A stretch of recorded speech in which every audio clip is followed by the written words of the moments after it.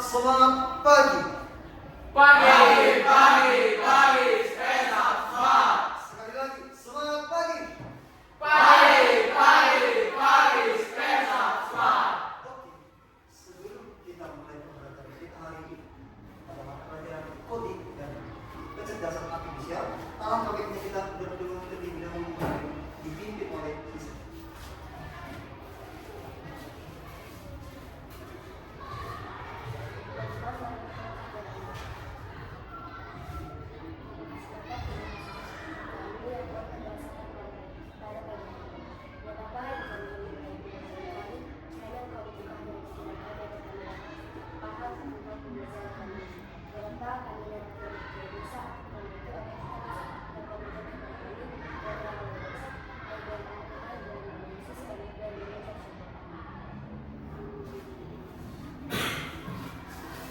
Oke, sesuai dengan kesepakatan kita, sebelum mulai, ya silakan dulu dikeluarkan semua bukunya.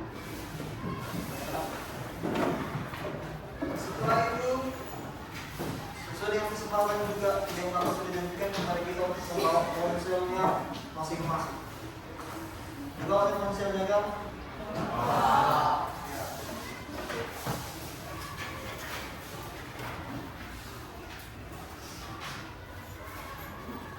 Sudah disediakan? Ya. Maka pelajaran kuliah hari ini kita itu membahas mengenai literasi algoritma dan konten digital. Itu yang akan kita bahas hari ini. Dan di mana kita bahas, gimana sih kira-kira cara kita mengolah data dari memilah-milah, terus kita filter, dan kita nanti membuat kesimpulannya melalui validasi. Setelah itu, setelah kita sudah dapat datanya setelah kita olah, maka kita akan melakukan publikasi atau pembuatan konten. Maksudnya gimana sih? Pembuatan kontennya itu pernahkah kalian menggunakan video seperti CapCut? Selain CapCut, kira apakah selain CapCut? Satu lagi ada pembuat yang sudah dibuat oleh Microsoft yaitu Clipcam. Itu juga salah satu aplikasi yang membuat video. Mirip seperti CapCut, tapi disimpan lagi. Nanti setelah sudah ada kontennya, videonya itu akan dipublikasikan. Dia mengajarkan pempublikasiannya itu bisa melalui TikTok, Instagram, dan YouTube, juga aplikasi yang lain. Bisa dipahami? Ya, yang sudah pertama di sini untuk mengenai literasi ini ada tujuan. Apa sih kira-kira tujuan dari kenapa Bapak menyampaikan materi? Yang pertama itu adalah untuk menghubungkan pengetahuan tentang konsep dan penerapan berpikir komputasional dalam pengolahan. Nah, yang berpikir komputasional nanti akan menjelaskan secara lebih mendalam. Nanti dibilang-bilang, setelah itu dikomplain, nanti hasilnya divalidasi dan ada kesimpulan. Yang kedua adalah mengidentifikasi, menghitung, menyusun, dan menyajikan data dengan pendekatan berpikir komputasional. Yang ketiga, merancang algoritma terstruktur. Nah, algoritmanya nanti akan tunjukkan menggunakan aplikasi Pitchbox. Karena nanti perhitungannya dan ada hasil baik itu dari waktu tempuhnya, waktu macetnya, dan waktu istirahat. Itu nanti itu semua ada hasilnya. Misalnya waktu tempuhnya 5 jam, waktu istirahatnya 5 jam, dan waktu satu lagi waktu macetnya 5 jam, sehingga jumlahnya semua ada 15 jam. Kemudian yang keempat adalah tujuannya adalah dapat memadukan literasi digital serta menciptakan konten digital yang efisien dan sesuai dengan sasaran audiens. Nah, itu yang tadi Bapak sampaikan. Bagaimana pembuatan konten menggunakan aplikasi video dan nanti dipublikasikan ke YouTube. Yang terakhir, tujuan pembelajaran adalah untuk mendesimasikan atau merefleksikan dan berinovasi konten digital. Itulah yang tidak hanya TikTok, tidak hanya Instagram, bisa juga melalui YouTube, bisa juga Facebook. Nah, ada juga indikator atau capaian dari pembelajaran ini. Yang pertama adalah menerapkan konsep dan komponen berpikir komputasional dalam konteks coding dan kecerdasan artifisial. Seperti yang saya sampaikan tadi, kita sedang belajar yang namanya coding dan kecerdasan artifisial. Coding itu adalah bahasa program dari komputer, dan kecerdasan artifisial seperti yang kami gunakan adalah ini. Selain gininya, selain ChatGPT, ada satu lagi saingannya kemarin yang menjatuhkan saham si ChatGPT. DeepSeek. Banyak dari. Kemudian ada juga capaian pelajaran kedua dalam menerapkan pendekatan dekomposisi, pengenalan pola, dan abstraksi dalam pengenalan pola. Nah, dekomposisi itu ada yang bilang dipilah-pilah dia, ada pengenalan pola dan abstraksi dalam pengenalan pola. Yang ketiga adalah menggunakan pendekatan algoritma untuk memecahkan masalah secara sistematis dan menyusun instruksi yang terstruktur, bertahap, step by step. Yang keempat adalah memproduksi konten digital yang efektif dan sesuai dengan kebutuhan target. Sama seperti kalian misalnya ada nih orang pengennya hiburan lawak, tapi kalian targetnya adalah membuat komedi. Misalnya audiens pengennya belajar matematika, berarti target kalian salah satu mata pelajaran yang kalian pakai adalah misalnya penggunaan konten-konten yang seperti apa. Kemudian yang kelima adalah menerapkan prinsip-prinsip etika dan hak cipta dalam produksi dan diseminasi konten digital. Jadi setiap konten yang sudah dibuat itu ada hak cipta. Pernah kalian dengarkan Ahmad Dhani? Ya kan, lagunya itu memiliki hak cipta. Jadi kalau digunakan lagi lagunya itu ada dapat yang namanya iya, itu dibayarkan langsung kepada si pencipta lagu. Gitulah dia, ada hak cipta, tidak sembarangan bisa digunakan gitu loh, dan juga tidak sembarangan di share. Kan di apa namanya, di TikTok sebelum mereka langsung publikasi ke publik itu masih di filter sama mereka, dicek dulu ada nggak plagiat konten yang sudah kita share itu. Paham? Kemudian berikutnya adalah yang terakhir indikator dari cabang pembelajaran adalah merefleksikan dan berinovasi konten digital yang sudah diproduksi. Seperti yang saya sampaikan tadi, kita akan belajar bagaimana membuat konten yang baik dan benar. Refleksi kita, kesimpulan nanti sampai awal pembelajaran akhir. Kemudian berikutnya, ini adalah pokok bahasan yang kita bahas. Yang pertama adalah pengelolaan data dan penyusunan instruksi. Ada itu mengelola data dalam kehidupan sehari-hari. Nanti akan memaparkan dia. Ada itu dari waktu tempuh, lamanya perjalanan, bentuk jalannya, dan sebagainya. Kemudian ada juga penyusunan instruksi. Nanti kita arahkan kalian mengerjakan step by step lembar kerja. Nanti akan berkomunikasi. Sini sudah bapak sedia. Ya, kalian hanya mendengarkan nanti, kalian laksanakan. Semua yang ada di sini mudah. Bisa dipahami? Kemudian yang kedua pokok bahasannya adalah produksi konten dan destinasi konten digital. Itu yang tadi kami sampaikan, produksi kontennya, pembuatan video, dan diseminasi itu adalah mensiar videonya ke publik. Bisa dipahami? Nah, masuklah kita mengelola data dalam kehidupan sehari-hari dan penyusunan instruksi. Ya, Bapak tanya dulu pertama kepada kalian pengelolaan data. Saya kan di sini pernah mengelola data. Kalian sudah pernah? Contoh simpelnya adalah ketika kalian mendata siswa yang mau mendaftar kursus, itu juga termasuk pengolahan data. Selain itu apa lagi Pak? Misalnya siapa yang tidak hadir melaporkan absensi, apakah itu termasuk pengolahan data? Iya, itu juga termasuk pengolahan. Apakah kalian tidak sadar akan hal ini? Bukan hanya mengolah data itu misalnya kalian dapat dari Badan Pusat Statistik, enggak. Mengolah data itu sudah ada kalian lakukan sendiri. Misalnya kalian tulis jadwal ini, besok harus mengerjakan ini, besoknya harus mengerjakan ini. Oh, besok ada tugas ini, kalian tulis. Jadi itu tidak termasuk dalam pengolahan dalam kehidupan sehari. Dan juga kalian pernah yang namanya membuat konten. Pernah nggak share video ke Facebook atau bahkan bikin story aja? Itu juga sudah termasuk penyebaran konten. Bikin video, editing, segala macam. Ya, mengelola data. Nah, cara menemukan dan mengolah data secara sistematis misalnya adalah bisa wawancara, bisa observasi, bisa juga yang namanya menuliskan. Observasi itu sama yang kita langsung menulis data yang dilihat secara nyata, secara langsung di bidang tersebut. Untuk meningkatkan pengetahuan peneliti atau peneliti peserta didik yang menyajikannya sebagai temuan. Ada temuan, oh misalnya kayak wali kelas beliau lah, tuliskan siapa yang terlambat ya, karena ada temuannya. Jadi nampak siapa yang sering terlambat, siapa yang sering tidak mengerjakan tugas, jadi itulah temuan dari orang.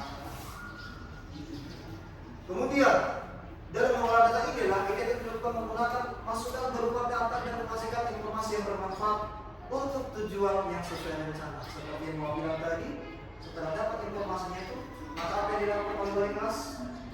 Tindaklah lanjuti. Bisa misalnya panggilan orang. Kemudian sifat data. Nah, sifat data ini ada namanya data kualitatif dan kuantitatif.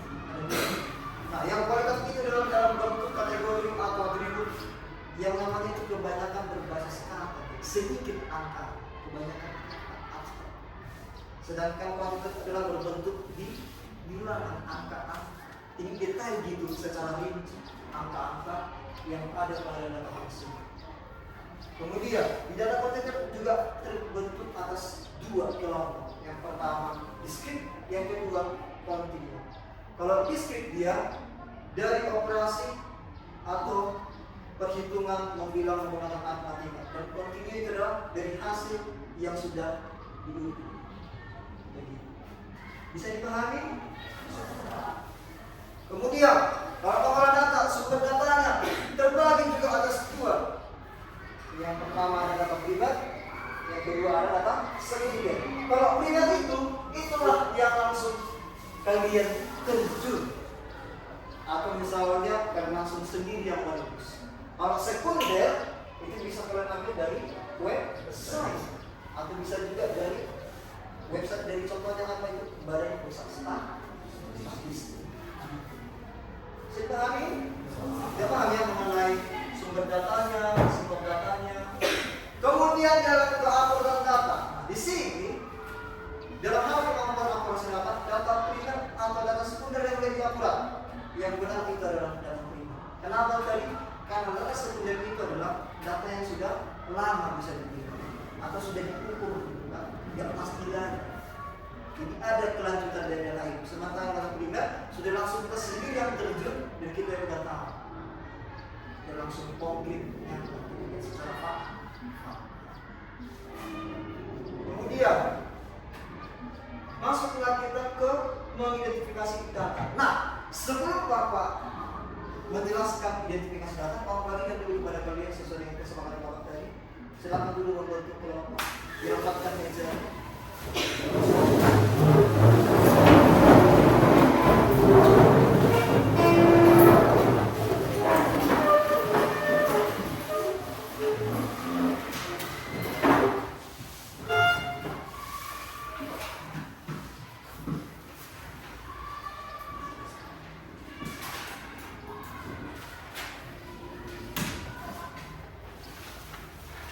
Silakan diperhatikan data yang Bapak sampaikan tadi itu.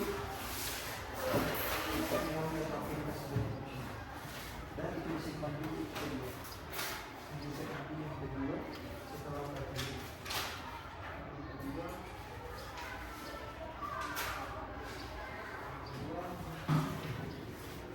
Ini yang tidak ada yang ketiga. Ini di dalamnya sebenarnya berubah.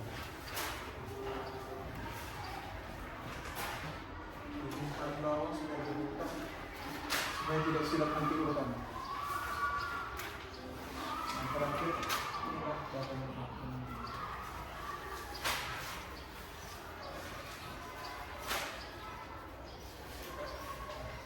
silakan diperhatikan sama kerja yang sudah Bapak bagikan.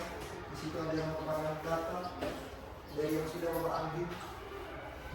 Dan sekarang masuk kita ke mengidentifikasi data yang diperlukan dengan dekomposisi yang pertama.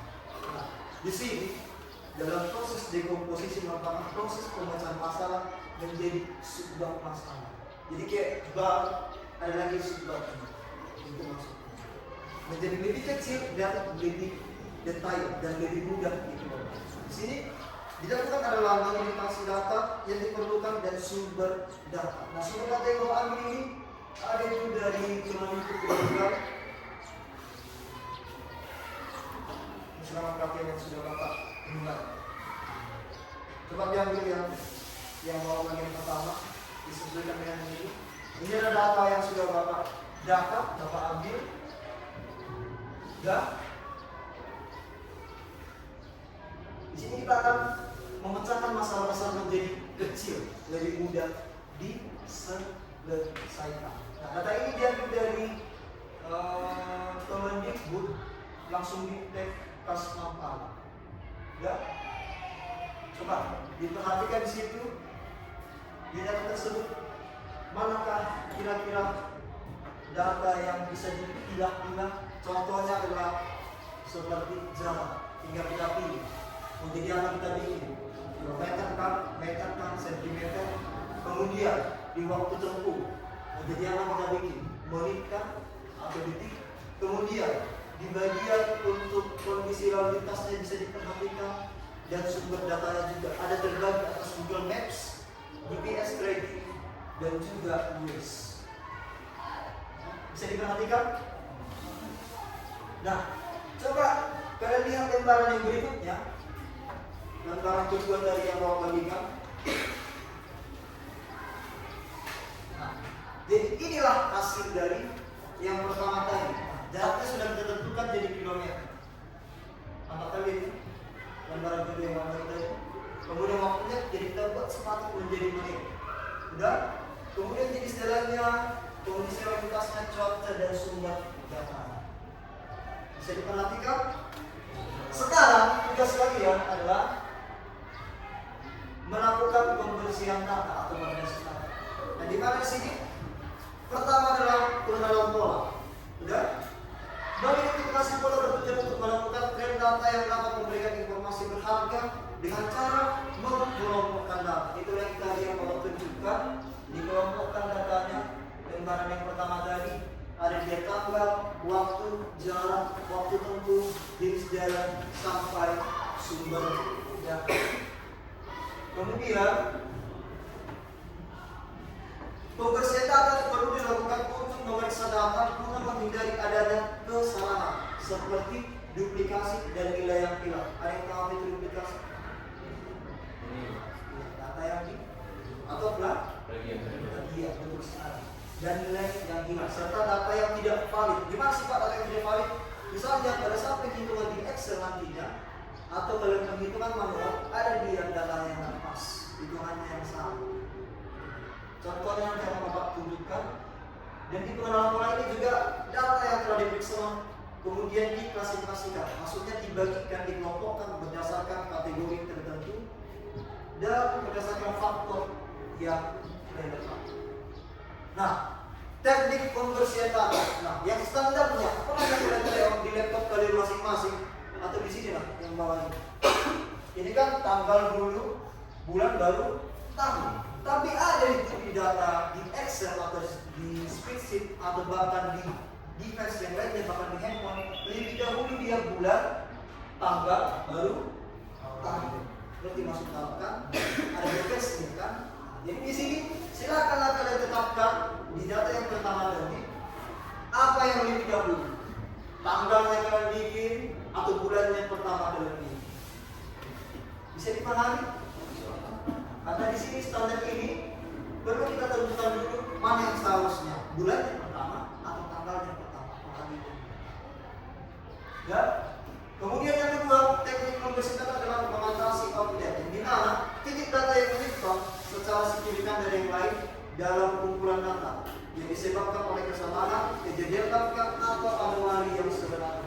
Misalnya kesalahannya itu ada dia misalnya penulisannya waktu. Seharusnya kan yang kita ketahui kalau mungkin 17 atau 15.22 ada nanti di bagian itu 15.22. Bagaimana seharusnya penulisan waktu? Jadi kita buat nanti sepakat jadi 15 misalnya titik 223 ada setelah misalnya jamnya jam 7,13 Sekarang kita bikin jadi jam 7.213 gitu. Senang. Ngerti maksud apa? Itu dia maksudnya untuk objek ini. Kemudian nilai-nilai SM ini dapat mendistorsi analisis dan kalkulasi model dengan mengirimkan rata-rata atau tren. Jadi maksudnya data relatif yang tidak sinkron, tidak sesuai lagi.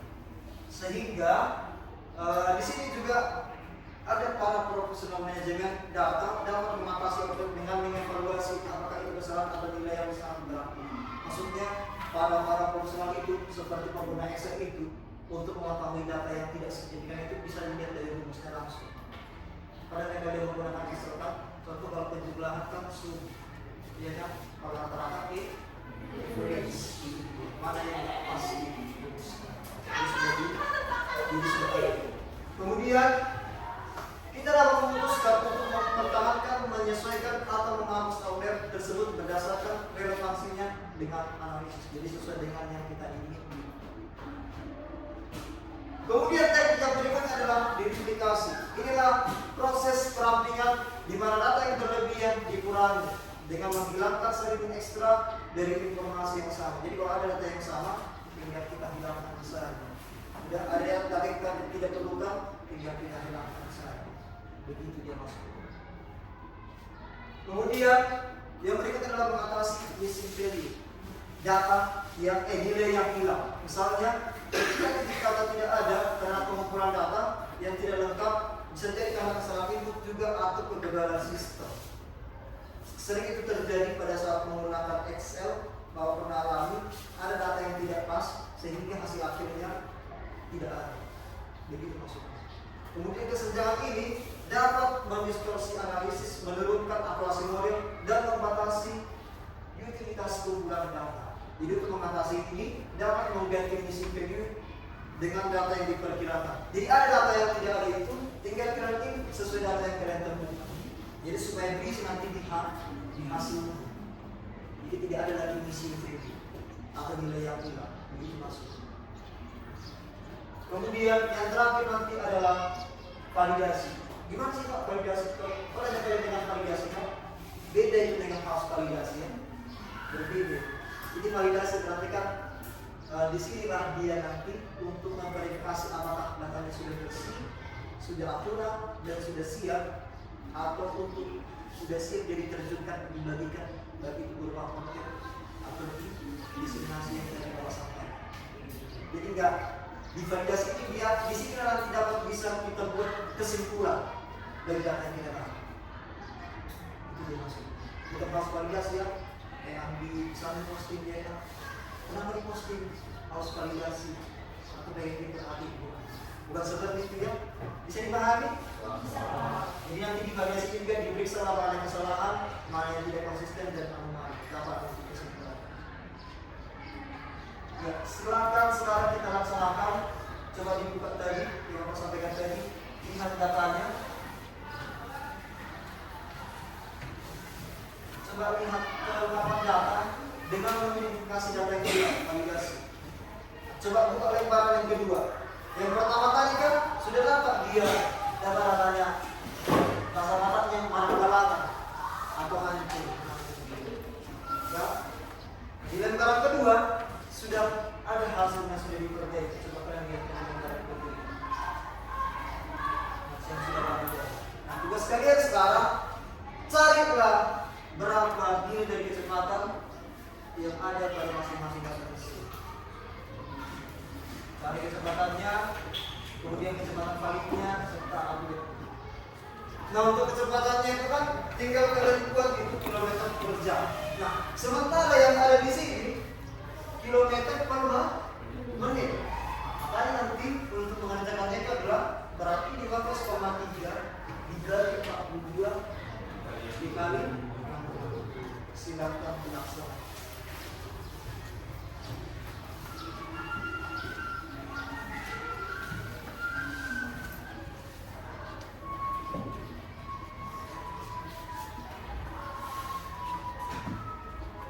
Bisa menggunakan kalkulator ya supaya lebih cepat.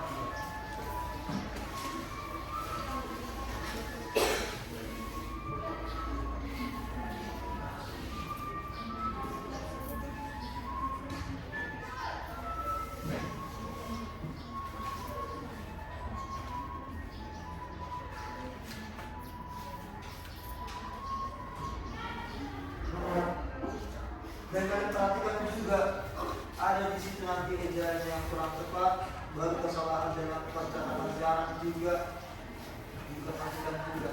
Nanti hasilnya jadi seperti ini. Kita harus beda apa? Maka kalian pastikan apakah benar seperti ini hasilnya. Ya, jadi sudah warna sekali kecepatannya dan kecepatan validnya. Apakah kecepatan ini sudah valid atau tidak? Nah, diperhatikan instruksi yang di sampingnya dia, lembaran kedua. Nah, kalau dia valid, berikan label dia atau tidak. Maksudnya valid itu gimana, Pak? Di kecepatan yang valid, apakah sesuai dia kalau waktu berangkatnya jam segini, jaraknya segitu, waktu tempuhnya segitu, valid kan dia? Di jalan segitu, valid nggak kecepatannya sekian?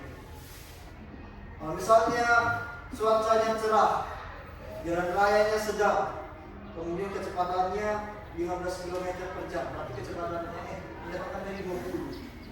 Kalau di kecepatan 20 jalan raya yang cuacanya cerah, validkah itu? Valid kan? Bahkan kalau misalnya dia sampai 56 km pun itu masih valid. Kan pada saat hujan dia baru kecepatannya 56, berarti tidak.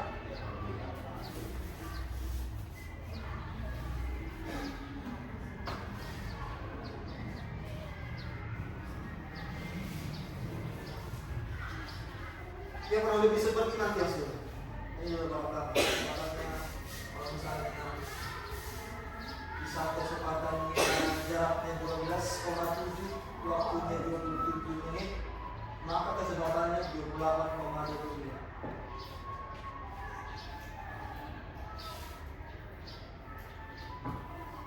Ada yang kebingungan mengerjakan?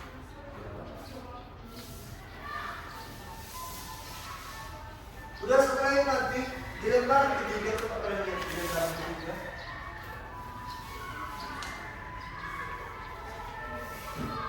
Di lembaran ketiga itu nanti kalian ada mengelompokkan berdasarkan tentang jarak.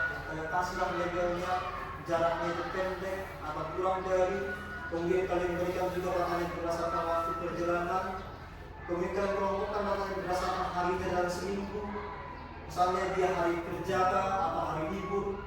Kemudian juga di situ untuk jalannya, apakah di jalan raya atau di jalan tol. Begitu juga untuk lalu lintas, apakah tinggi, sedang atau rendah. Dan juga kalian buat nanti variabel turun.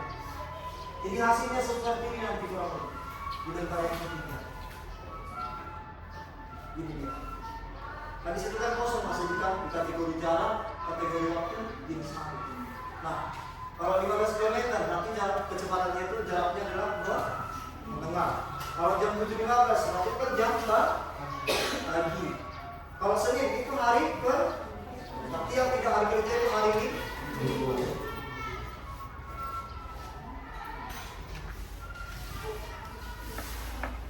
Sehingga nanti bisa dapat waktu ideal.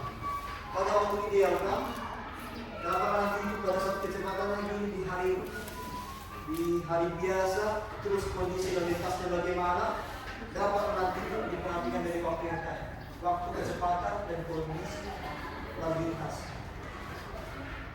Dan dapat juga nanti di situ indeks hambatannya, berapa perbandingan dari kecepatan dan kemacetan. Yang di pertama itu nanti dapat indeks hambatannya 3:1. Tapi sebelum lanjut, yang di aktivitas 2 sudah dapat semua kecepatannya? Dari tulis. Coba silakan dulu ditulis.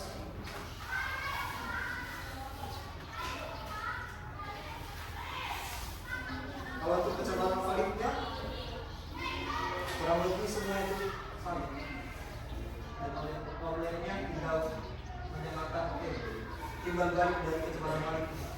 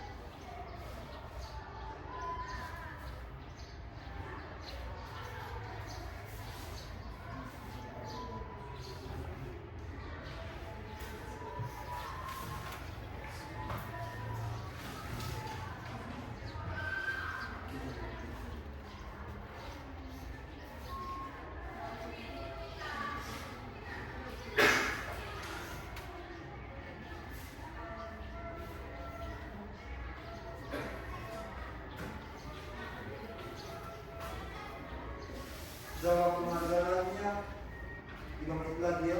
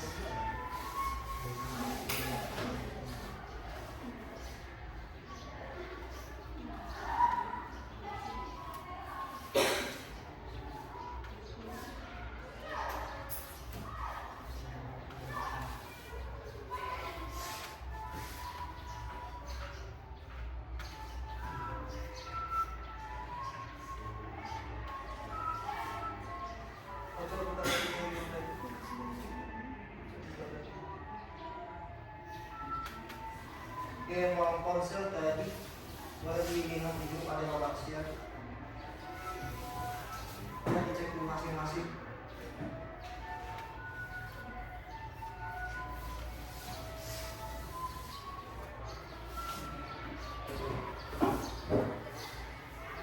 Jadi buka yang maksiat tadi.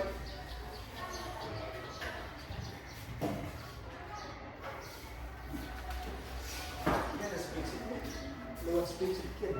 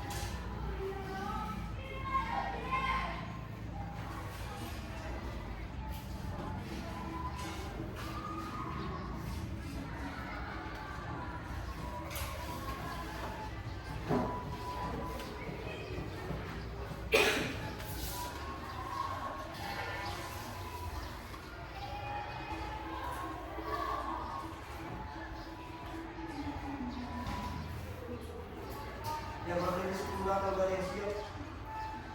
Di lebaran yang kedua? Ada yang siap? Udah? Coba waktu itu dulu di kelompok yang bagian sana. Yang di kelompok sana. Coba yang di data yang ke-6. Berapa hasilnya dapat kali kecepatannya 19,85? Benar? Itu dari mana dapat? Dari mana dapat 19,85? Jadi 22,5 dibagi 68 dikali. Kemudian yang di kelompok sini, yang paling depan. Yang di data 11, berapa dapat kalian hasilnya kecepatan?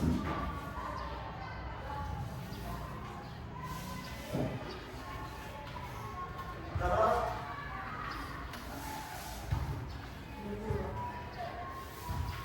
30 atau 19,5?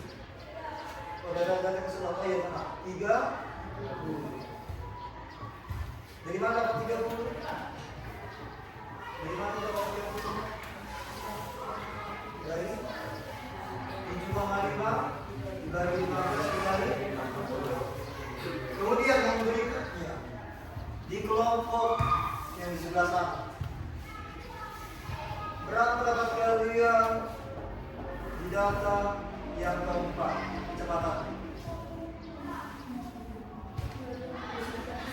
22, berarti Bapak paham ya, untuk mencari dalam pengolahan data yang tadi yang Bapak harapkan kalau untuk lulus kecepatan yaitu jarak dibagi waktu, yang dimana waktunya itu harus dalam bentuk.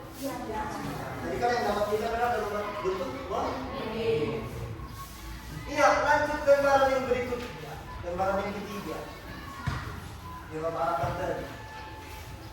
Maksudnya Bapak harapkan tadi kan? Coba di kelompok yang paling depan sebelah sini, data yang nomor 6, berapa dapat kalian waktu ideal?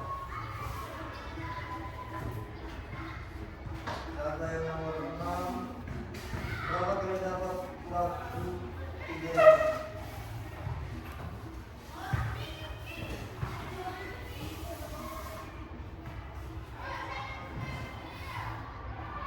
Ada yang bisa jawab? 33,75. Nah, yang di jaraknya itu apa kalian bikin kategori? Hah? Kalau waktunya 6.30 berarti malam. Nah, harinya itu jenis hari apa jadinya? Harinya hari ke karena hari Selasa ya. Kemudian kelompok selanjutnya kalkulasi dan kelompok yang paling dominan di data yang ke 9. Coba data ke 9, berapa kalian dapat waktu dia?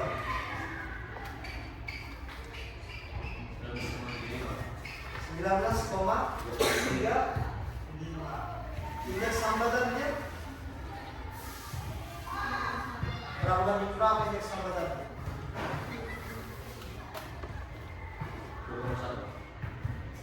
2 banding 1.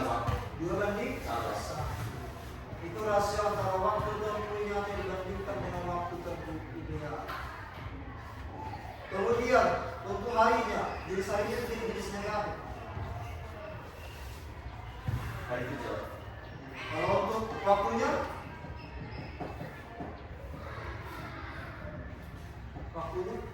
siang, sore, pagi. Siang Pak. Siang ada 9. Siang Pak. 12 Itu data terakhir. Data 9, data yang ke-9. Yang 19,0 berarti malam. Kalau jaraknya itu 25,6 berarti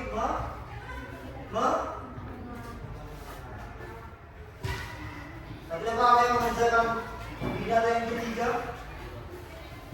Paham ya?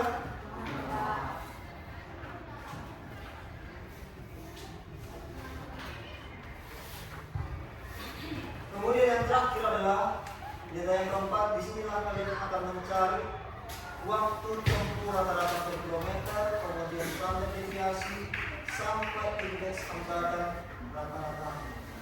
Coba lembaran yang terakhir. Coba kalian perhatikan lembaran yang terakhir.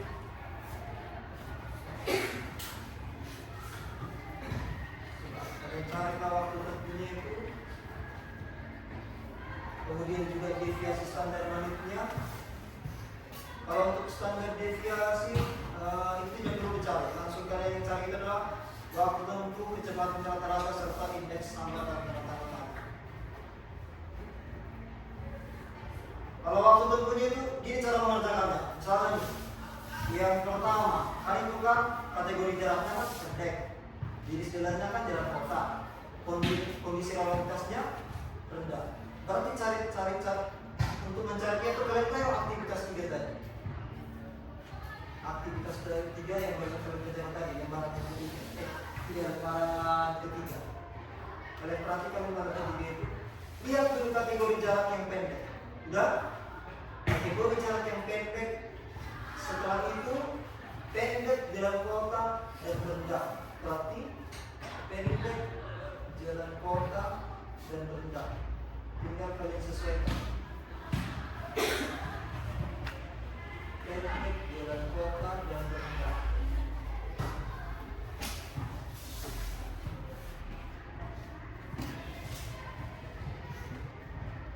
Misalnya ini dia.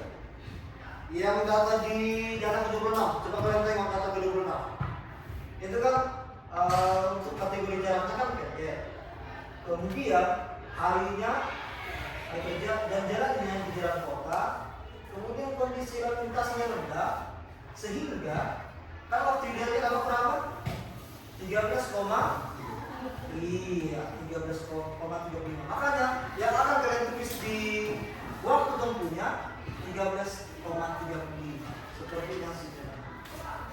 Jadi itu dilihat dari aktivitas 3-nya tadi. Tinggal kalian sesuaikan. Coba apakah sewaktu mengerjakan hanya 3 menit? Tinggal mencari cara.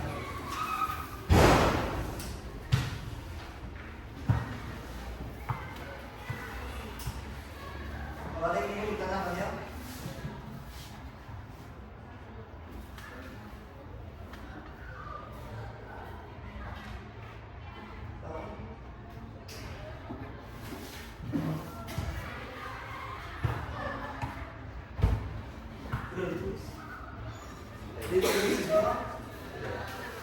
Kalau untuk deviasi sebenarnya nggak usah ditulis ya.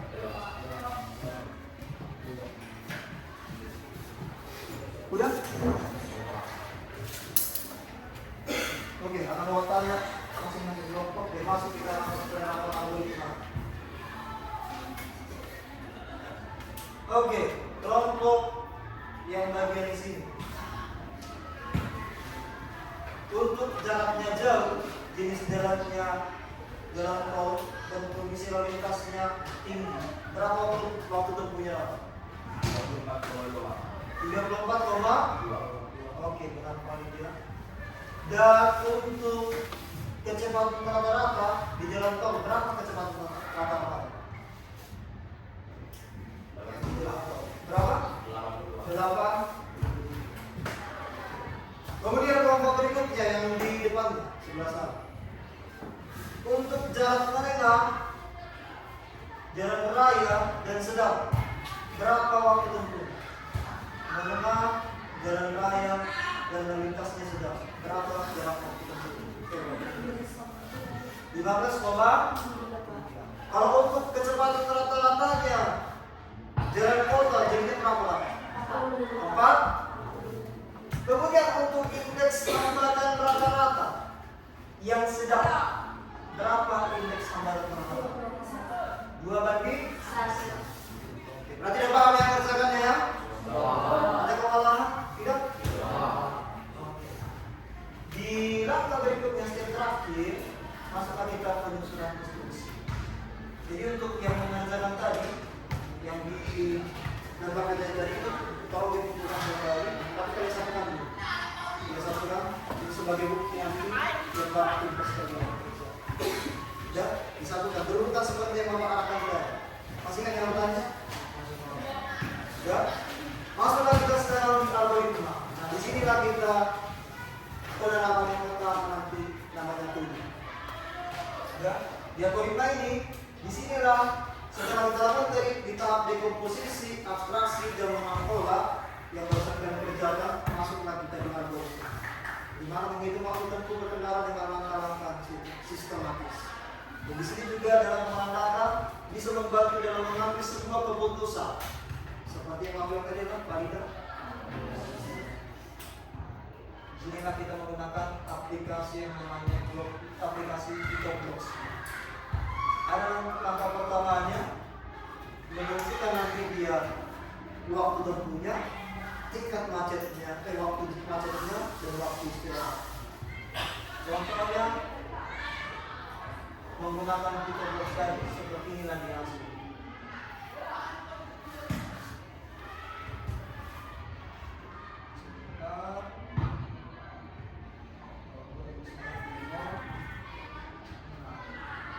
Inilah contoh penerapannya menggunakan coding. Yang mana sih Pak codingnya, bahasa programnya? Inilah dia bahasa programnya. Apa lihat ini? Kurang jelas ya.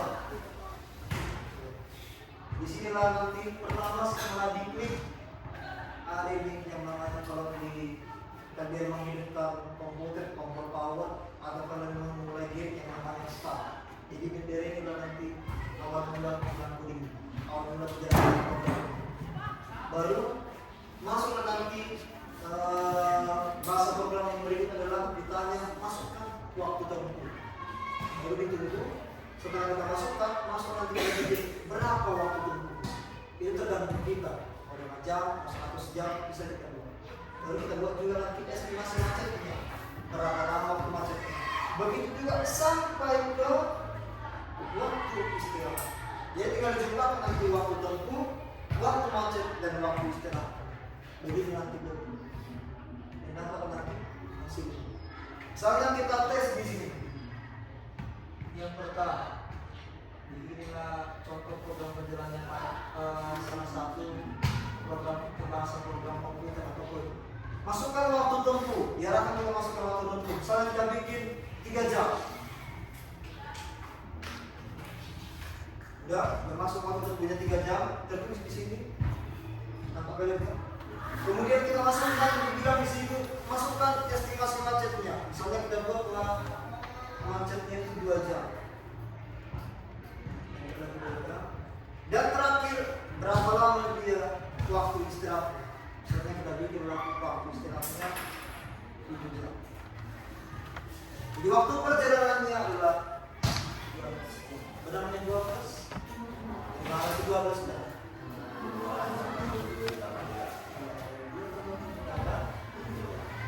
Itu dan itu menggunakan bahasa program komputer atau coding langsung di dalam komputer. Dan hal juga kalau di Excel. Pernah kalau menggunakan Excel kan? Berarti pakai rumus apa? Sum. Sama dengan sum. Masukkanlah misalnya dia di blok A, di A itulah misalnya dia waktu tempuhnya, di blok B lah waktu macetnya, di blok C lah waktu istirahatnya. Berarti sama dengan sum A plus B plus C. A jadi A1, di B1, C1, baru kita turun, baru di N. Gampang nanti. Itu coding seperti ini aja. Kalau di Excel seperti yang sudah tadi kalau sampaikan menggunakan rumus sum. Nanti akan Bapak share sama kalian, bisa kalian coba di rumah. Oke? Di handphone ini bisa juga.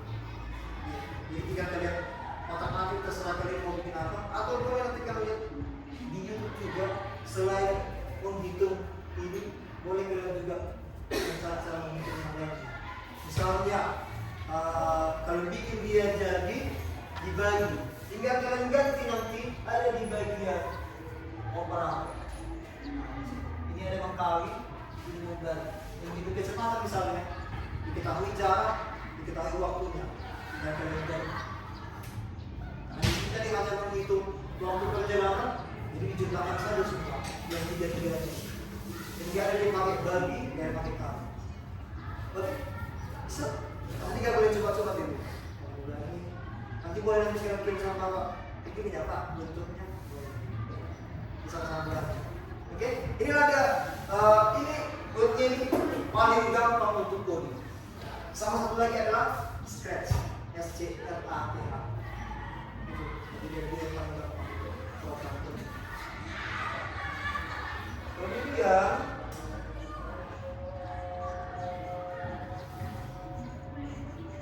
sebelum kita lanjut untuk konten, kira-kira ada pertanyaan?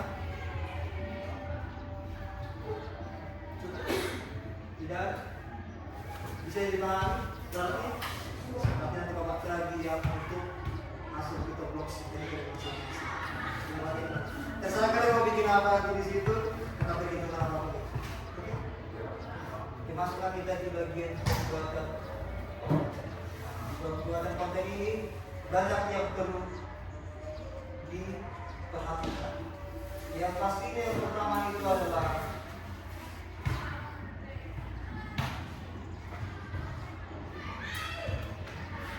prinsip-prinsip dalam menggunakan kata-kata. Ada itu yang namanya kesatuan, keselarasan, begitu juga keseimbangan. Jadi konten itu yang hanya asal begitu. Jadi ada keseimbangan, keselarasan, dan juga kesatuan. Nah, di sini di keseimbangan ada itu yang namanya dua cara dia menerapkannya. Yaitu ada yang pertama dari harmoni dari segi bentuk dan juga harmoni dari segi makna. Contoh kalau kalian bikinlah video, karena ada yang konsep komedi, berarti kan kalian tambahin yang misalnya makna stiker atau segala macam. Kalau dari segi warna, bisa kan misalnya kalian atur lightingnya, atau misalnya kalian gunakan film. Kemudian juga ada yang namanya di keseimbangan ini keseimbangan simetris. Ada juga yang asimetris. Kalau simetris itu adalah pengukuran dari pusat yang menyebar dan memberi sama berat antara kiri dan kanan. Sama kayak kalian berkaca, ya kan? Bisa kalian tengok atau misalnya penggunaan cermin. Apa bisa dibilang?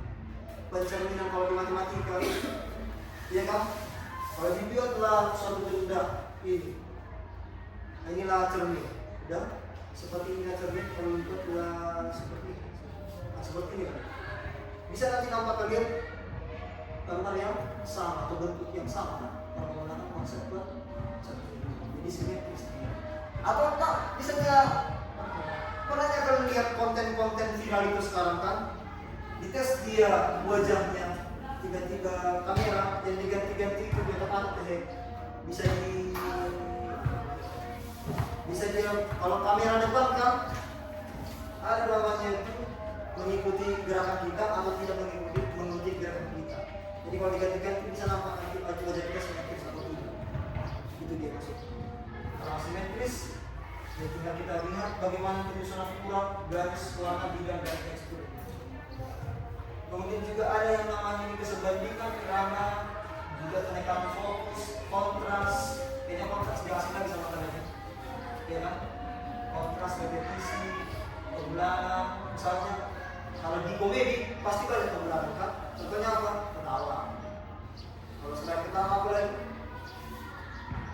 Di komedi biasanya repetisi, jadi ada di lagi atau balik lagi dia ke materi awalnya, gitu maksudnya untuk repetisi. Kemudian platform untuk produksi konten seperti yang Bapak sampaikan tadi. Kalau untuk mengeditnya bisa menggunakan apa tadi? Selain kita apa? Selain itu apa lagi yang Bapak tadi yang buat termasuk? Klik Camdia. Yang mana itu Pak? Ini dia contoh. Microsoft ini. Jadi ini salah satu buatan Microsoft untuk edit video. Ini sudah hampir bisa dibilang inilah alat edit video yang paling sederhana, gampang. 11-12 sama yang namanya CapCut. 11-12. Jadi ada semua di sini tersedia fitur-fiturnya, template, segala macam, lengkap di sini semua. Atau pertama kalian edit video, bebas mau kalian masukkan video apa. Nah, di sini ada konten library-nya, ada lengkap teksnya, ada template-nya, ada transisinya juga, sudah lengkap. Ini sudah benar. Kemudian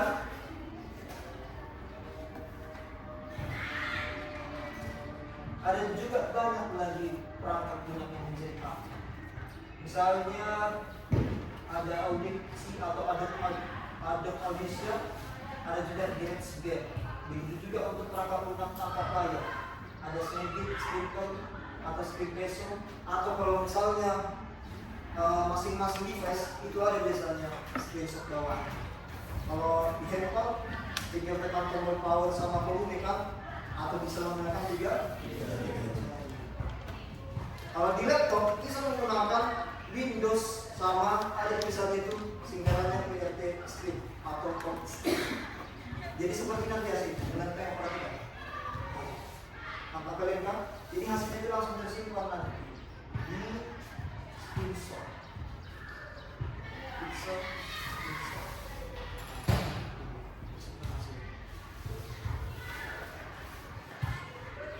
Kemudian untuk diseminasi konten digital.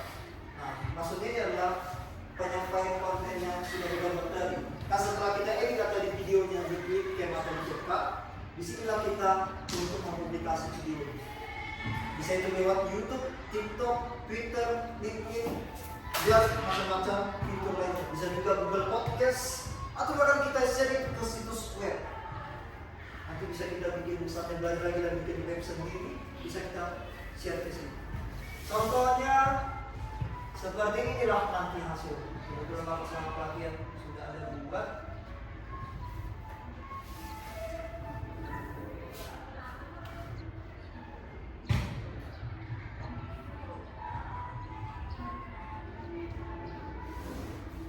Inilah hasil.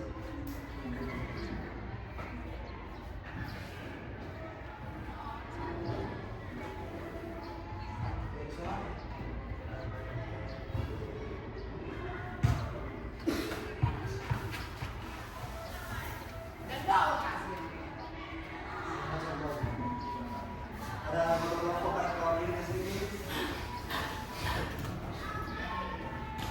Inilah tadi yang sudah kita pelajari. Yang dia ada lengkap penjelasannya. Dan kebetulan ini kalau bikin video ini menggunakan aplikasi apa? Bukan Canva. Karena di Canva ada nanti bantuannya seperti ini. Kalau kalian pernah lihat ya.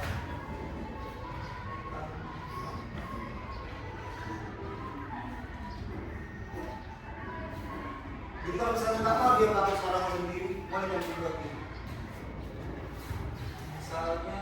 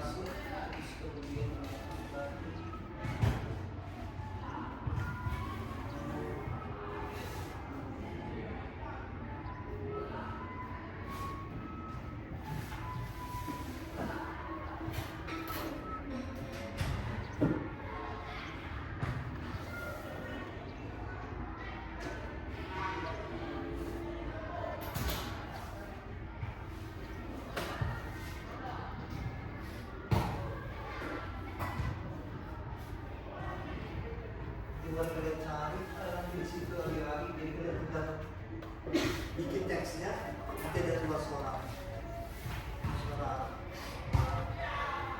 Nanti boleh kalian carinya itu ini dia, contohnya iPhone. Misalnya kita ketiklah menggunakan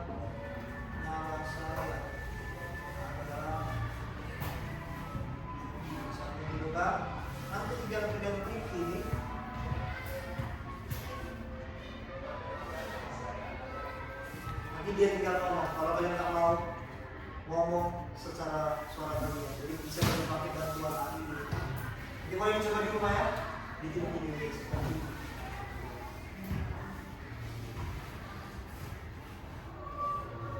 Jadi kira-kira inilah pembelajaran kita hari ini. Boleh nanti disiapkan misalnya kalian mau buat konten, bisa disiapkan YouTube atau TikTok. Bapak kemarin sudah siap itu di YouTube Bapak sendiri.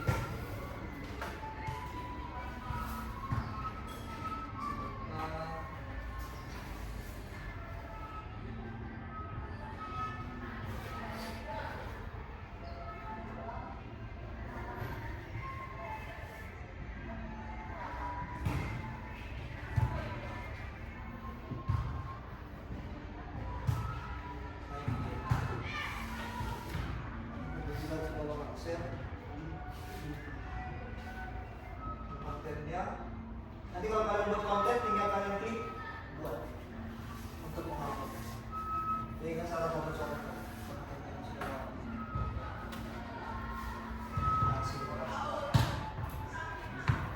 salah satu contoh mendiseminasi yang tadi mengupload dia ke platform-platform seperti YouTube, TikTok, baik itu juga Instagram. Demikianlah pembelajaran kita hari ini dalam produksi konten dan digital. Sebelum kita tutup, pasti ada kesimpulan yang bisa kita dapat dari sini. Namun, kira-kira sebelum Bapak yang menyampaikan kesimpulan berikut, siapa bisa yang menyampaikan kesimpulan dari kegiatan kita hari ini? Ya, silakan. Kesimpulan yang dapat kami ambil dari pembelajaran tersebut, yang pertama yaitu berpikir komputasional. Kita belajar cara berpikir logis dan terstruktur untuk menyelesaikan masalah. Caranya melalui yang pertama yaitu dekomposisi, yaitu memecah masalah besar menjadi bagian kecil. Yang kedua yaitu pola, mencari kesamaan dari setiap data. Lanjut yang ketiga abstraksi, yaitu fokus kepada hal yang penting dan sisihkan hal yang tidak perlu. Yang keempat adalah algoritma atau menyusun langkah-langkah solusi cara berurut. Yang kedua, yang kita dapat kesimpulan adalah pengelolaan data. Kita dapat belajar cara mengumpulkan, mengolah, dan menyajikan data agar mudah dipahami dan bisa digunakan untuk membuat keputusan. Oke, baik, terima kasih. Tapi Bapak kira masih ada yang saya bisa menambah? Oke, silakan. Kesimpulan yang dapat saya tambahkan yang pertama adalah produksi konten digital. Kita dilatih membuat konten seperti teks, gambar, dan video yang menarik dan sesuai dengan tujuan dan audiens. Yang kedua, penyebaran konten, penilaian konten atau diseminasi.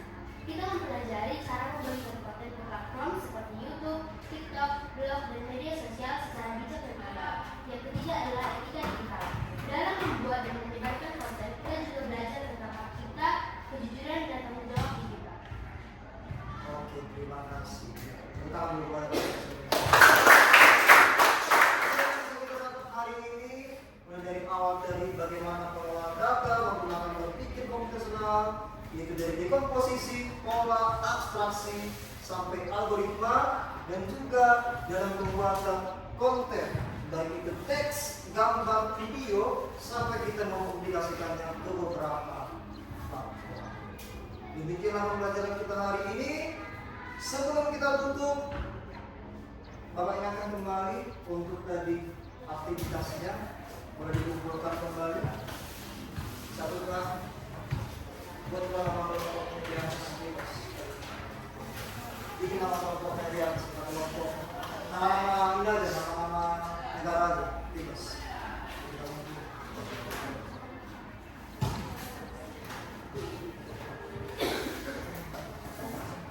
Ada yang siap? Sudah mengumpulkan? Sudah?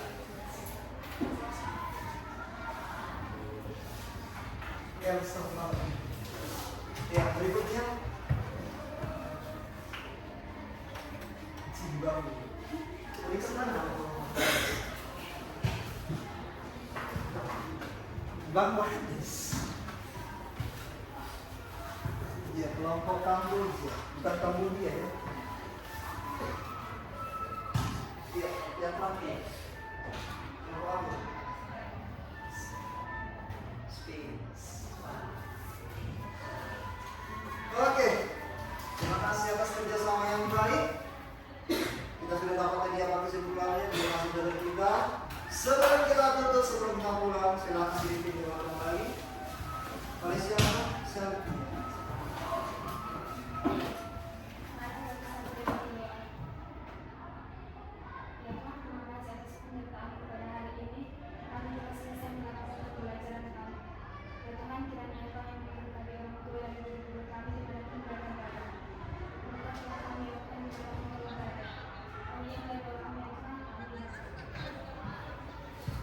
Oke, silakan simpan bukunya.